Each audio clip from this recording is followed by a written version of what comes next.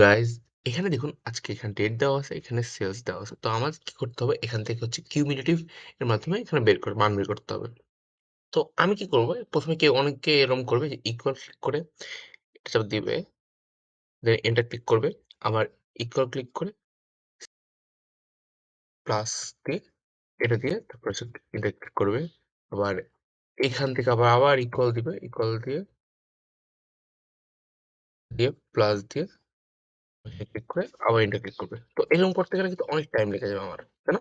তো আমি আজকে একটা ফর্মুলা বলবো যে আপনি ইজিলি এটা করতে পারেন। তো আপনি ফার্স্টে কি করবেন, ফার্স্টে আপনি পুরোটা সেলসে যা আছে সবগুলো ড্র্যাগ করে নেবেন। ড্র্যাগ করে নিয়ে এই যে এখানে নিচে বাটন দেখতে পাচ্ছেন কুইক অ্যানালাইসিস, এটা আপনি কন্ট্রোল প্লাস কিউ দিয়ে করতে পারেন, চাইলে এখানেও দিতে পারেন। এখানে ক্লিক করবেন, ক্লিক করার পরে টোটাল যে বারটা আছে এখানে ক্লিক করবেন। ক্লিক করে sum, average, count, total, run total সাইডে যাবেন। সাইডে যাওয়ার পরে দেখুন রানিং টোটাল, এখানে ক্লিক করবেন। দেখুন ক্লিক করলাম, ইজিলি চলে আসলো। কোনো ঝামেলা লাগলো না, কিছুই করলো না, জাস্ট এক ক্লিকে চলে আসলো।